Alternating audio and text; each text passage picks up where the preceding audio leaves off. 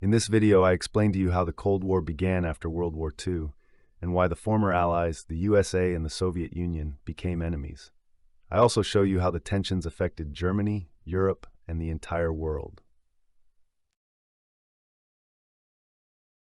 The Cold War started shortly after the end of World War II in 1945. The USA and the Soviet Union, who had been allies before, became opponents. Both countries had different ideas. The USA wanted democracy and capitalism, the Soviet Union communism. There was no direct war, but a lot of mistrust and tension. After the war, Germany was divided into 4 zones controlled by the USA, the Soviet Union, Great Britain, and France. In 1949, 2 states emerged from this: the FRG, West Germany, and the GDR, East Germany. The FRG was democratic and connected to the West, the GDR communist and aligned with the Soviet Union. This was an important sign of the world's division. In 1946, Winston Churchill spoke of the Iron Curtain dividing Europe. He meant the border between the Western democracies and the Eastern communist countries. In the East, the Soviet Union controlled countries like Poland, Hungary, and Czechoslovakia. Traveling or trading between East and West became almost impossible. In 1949, the USA, Canada, and several Western European countries formed NATO, North Atlantic Treaty Organization. This was a military alliance to protect against the Soviet Union. If one country was attacked, all others would help. This made the Soviet Union nervous. In response to NATO, the Soviet Union founded the Warsaw Pact in 1955. This alliance included the communist countries of Eastern Europe like the GDR, Poland, and Hungary. It was meant to deter NATO members and strengthen the East. Thus, 2 major military blocs faced each other. In 1948, the Soviet Union blocked all roads and railways to West Berlin. West Berlin lay deep inside the GDR and was controlled by the Western powers. The USA and its allies supplied the city by airplanes in the Berlin airlift. After a year, the Soviet Union gave up. In 1947, U.S. President Truman announced support for countries resisting communism. This was called the Truman Doctrine and was a promise to send money and weapons. For example, Greece received aid against communist rebels. It was a clear move against the Soviet Union. In 1948, the USA launched the Marshall Plan to rebuild Western Europe. They gave billions of dollars so countries like France and Italy could strengthen their economies. The Soviet Union saw this as an attempt to control the West and refused the aid. The plan deepened Europe's division. In 1950, the Korean War began between North and South Korea. North Korea was communist and supported by the Soviet Union and China, South Korea by the West and the USA. The war lasted until 1953 and ended without a clear winner.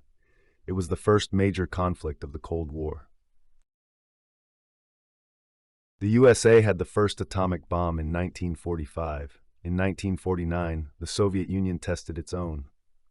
Both countries built more and stronger bombs. Each wanted to deter the other, which was called the policy of deterrence. Fear of nuclear war grew everywhere. In the USA, Senator McCarthy began a hunt for communists in the 1950s. He claimed many Americans were spies for the Soviet Union. Many innocent people lost jobs or were accused. This Red Scare showed how great the panic over communism was. In 1956, people in Hungary revolted against the communist government and the Soviet Union. They wanted more freedom, but Soviet tanks crushed the uprising. The West only watched and did not help. This showed how strongly the Soviet Union controlled the East. In 1957, the Soviet Union sent the first satellite, Sputnik, into space. This shocked the USA because they lagged behind in space. A race to conquer space began between the 2 countries. Technology became a new battlefield in the Cold War. In 1961, the GDR built the Berlin Wall to stop people from fleeing to the West. Many wanted to escape the East because the West was freer and wealthier. The wall separated families and became a symbol of the Cold War. It stood until 1989.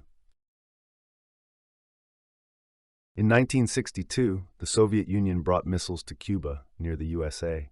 The USA threatened war if the missiles were not removed.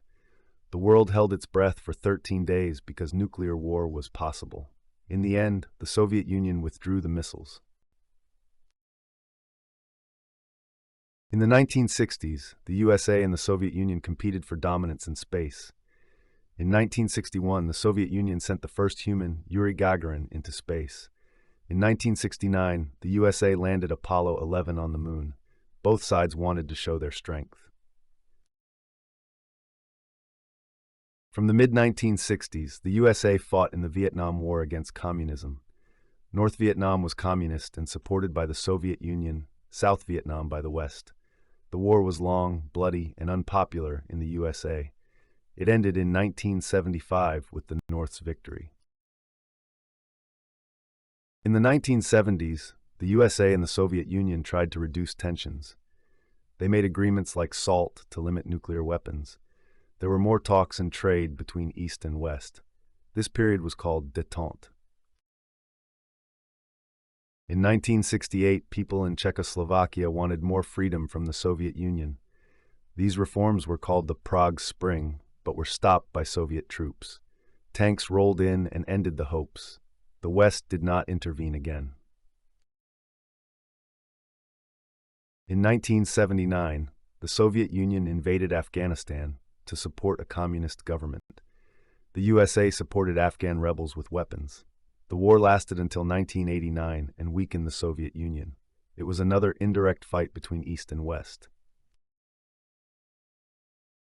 In 1983, U.S. President Reagan called the Soviet Union an evil empire. He wanted to strengthen the USA and spend more money on weapons. This put pressure on the Soviet Union. The Cold War became harsher again. Reagan planned the Strategic Defense Initiative, SDI, also called Star Wars.